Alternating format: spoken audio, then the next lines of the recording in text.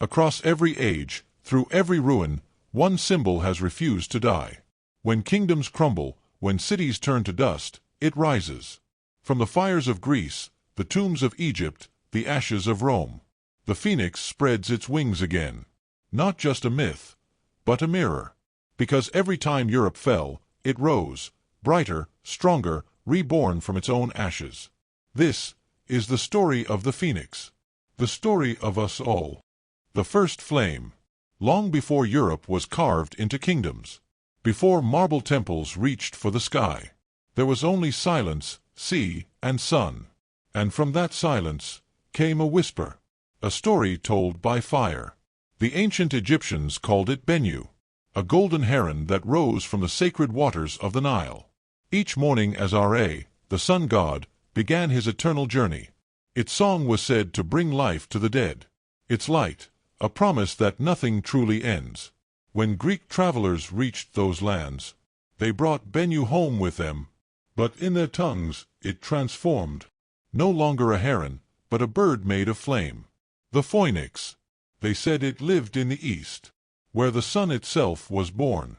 And every 500 years, it built a nest of myrrh and cinnamon, set itself aflame, and died singing. From those ashes, a new bird would rise, shining with the memory of the old. To the Greeks, the phoenix was not just a legend. It was a truth of existence. That death was not an end, but a return. That even in ruin, beauty could begin again. The philosophers of Athens saw themselves in it.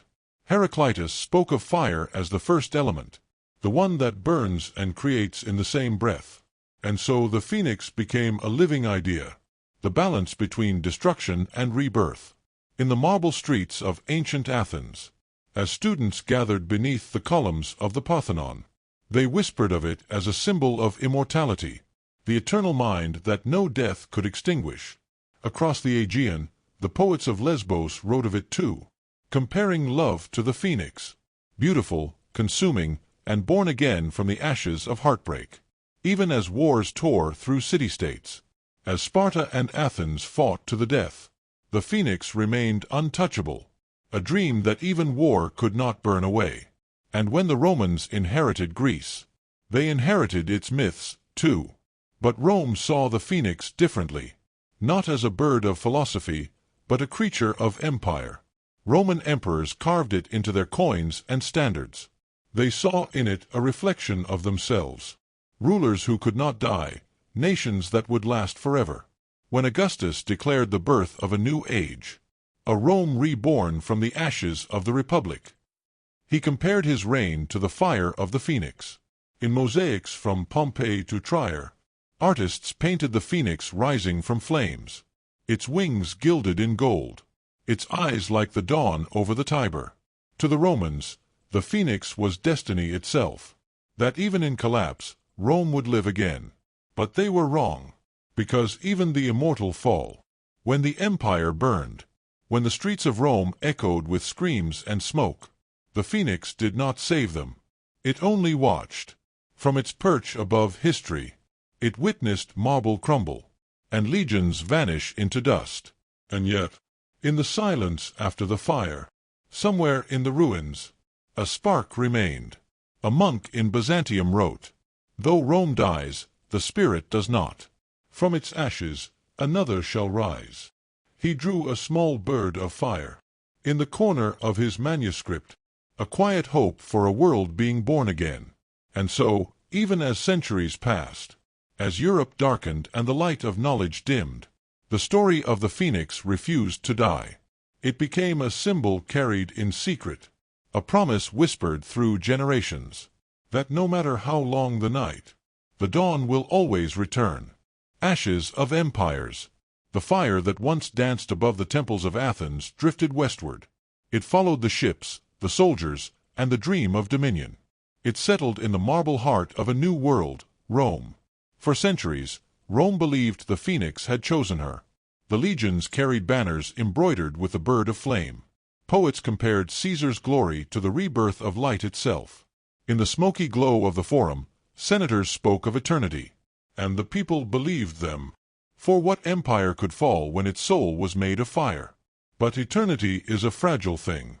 When greed outgrows faith, the embers begin to dim. The phoenix watched from the 7 hills, as pride turned to cruelty and marble to ash.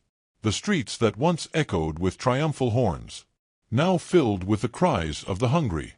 The temples burned not from invasion, but from the slow fire of corruption.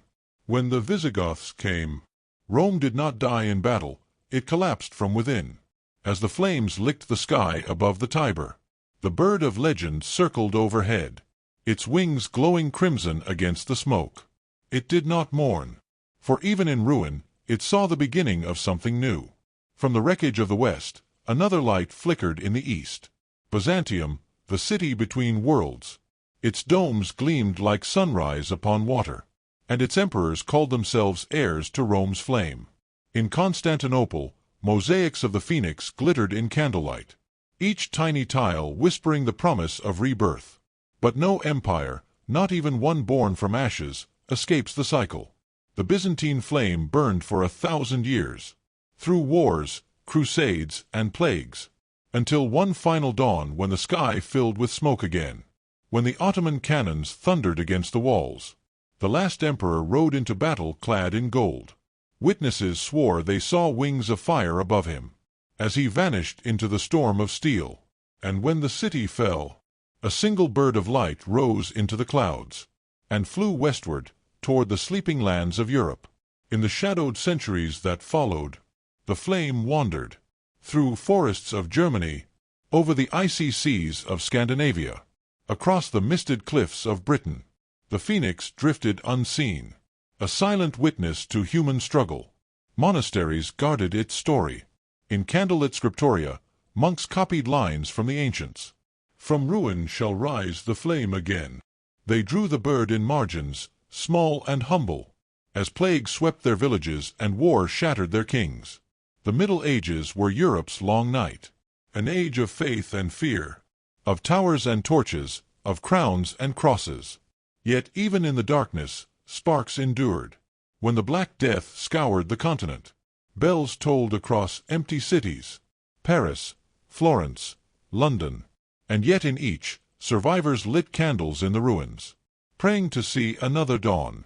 In their trembling light, the phoenix found its reflection once more.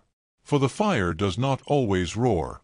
Sometimes it hides in the smallest flame, and from that fragile glow, Europe would rise again. In Florence, artists began to paint light as if it were divine. A young apprentice named Leonardo studied the curve of wings, the shimmer of feathers, the geometry of flight. To him, the phoenix was not a myth, but a principle, that every fall could become an invention. In Germany, printers cast metal letters into words, and words into revolutions. Knowledge, once trapped in monasteries, spread like wildfire through the continent. The phoenix's song was now made of ink and paper, and in England, explorers gazed westward, seeking lands beyond the horizon. They carried with them the old stories, the bird of fire, the promise of renewal, believing that wherever men built cities, the flame would follow. But the age of rebirth was not gentle. Every enlightenment casts new shadows. Religions split, nations warred, and the same fire that forged art also melted steel. Europe learned, again and again, that the phoenix's gift is double-edged. Rebirth requires burning, and to rise, something must first be lost. As the centuries turned, the bird of flame grew weary of watching. It had seen Rome's marble crumble, Byzantium's domes shatter, cathedrals burn and rise again. It had sung to dying kings, and newborn republics alike. And still it wondered, would there ever be a time when humanity could keep the flame, without setting the world on fire? It perched upon the spires of Paris, listening to the laughter of revolutionaries. It soared above Berlin, watching factories ignite the night sky. It drifted over Warsaw and Vienna, where poets dreamed of freedom in candlelight. Everywhere it went, it left the same message. From ashes, you may rise. But remember, what you burn today will light the world tomorrow. Thus the phoenix became Europe's reflection, A continent forever rebuilding, forever remembering, forever reborn. And as the bells of the Renaissance began to ring, its wings caught the golden dawn once more. The first flame had returned, not as myth, but as the spirit of an entire civilization. The Renaissance flame. The world had known darkness. For centuries, the libraries of Europe had fallen silent, their scrolls eaten by time, their wisdom buried beneath the ashes of forgotten empires. But beneath that silence, something stirred. Like an ember deep in the ruins of Rome, the spark of curiosity refused to die. Europe was waiting to breathe again, to rise again, to be reborn, like the phoenix. The whisper of awakening. It began not with fire, but with thought. Somewhere in Italy, in the winding streets of Florence, a whisper was born. Artists, philosophers, and dreamers began to ask a forbidden question. What if humanity was not fallen, but divine? This was the whisper that shook kingdoms. The whisper that echoed in the hearts of men who painted with light and wrote with fire. It was not rebellion, it was resurrection. From the ashes of ignorance rose a flame of wonder. The phoenix had taken a new form, not as a bird of myth, but as the human mind itself. The fire of Florence. Florence, the heart of the Renaissance, glowed like a furnace in the dark. In the workshops of the Medici, art and science intertwined like smoke and flame. Brunelleschi bent marble and geometry until they danced in perfect symmetry. Leonardo da Vinci drew wings that could fly, and machines that could breathe. Michelangelo carved gods from stone, not to worship them, but to remind man of his own divine image. Every brushstroke, every chisel mark, was a heartbeat of rebirth. The city pulsed like a living organism, ideas flowing through its veins, light bursting through its domes. And over it all, unseen but eternal, hovered the spirit of the phoenix. The bird of renewal, once a symbol of myth, now reborn in human imagination. The song of rebirth. Art became language. Music became mathematics. Faith and reason, once enemies, began to speak the same tongue. In cathedrals, light no longer punished, it illuminated. In canvases, saints and sinners shared the same human face. The divine was no longer above, it was within. And as Europe painted, composed, and dreamed, the phoenix's wings spread wider. Its flames no longer burning to destroy, but to enlighten. The flame travels north. The fire did not stay in Italy. It leapt, across the Alps, across borders, across hearts. In France, philosophers wrote of liberty and reason. In Germany, Gutenberg's press gave wings to words. In England, Shakespeare made language itself immortal, turning tragedy into rebirth, despair into reflection.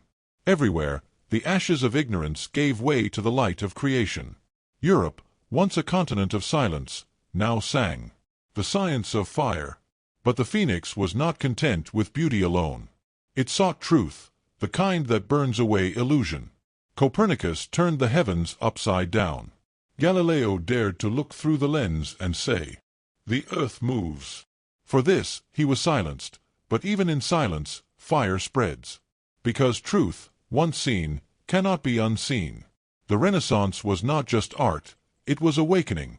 A new vision of humanity, built not on fear, but on curiosity. The phoenix's flame burned in telescopes, in anatomy sketches, in the gears of machines. It burned in the courage of those who questioned, and in the grace of those who dared to imagine more. The phoenix in the mirror. The people of Europe began to see themselves differently. They were no longer children of sin, but children of stars. The same fire that shaped the sun burned within their souls. And so they built, they wrote, they dreamed. From Venice to Vienna, from Paris to Prague, cities rose like wings unfolding. Every dome, every bridge, every poem whispered the same truth. From ashes, we rise. The dawn of humanism. The Renaissance was more than an era, it was a transformation. It was the phoenix's cry, echoing through marble halls and crowded markets. Remember who you are, fire given form. Humanism became the creed of rebirth. Education, art, and philosophy spread like wildfire. People began to believe again, not just in God, but in themselves. To learn was to burn, to feel the warmth of enlightenment, to be reborn from the ashes of ignorance. a flame that would not die. But every flame faces wind. As the Renaissance reached its peak, shadows returned, war, greed, and division. Yet even then, the phoenix did not vanish. For every empire that falls, every age that fades, leaves behind embers. And embers remember. Europe learned that death is never the end, only transformation. And so the fire passed on. To the Enlightenment, to the modern world, to every mind that still dares to imagine something more. Epilogue: The Phoenix Within. Today, the phoenix lives not in temples or skies, but in us, in every idea that rises after failure, in every artist who paints despite doubt, in every dream reborn from disappointment.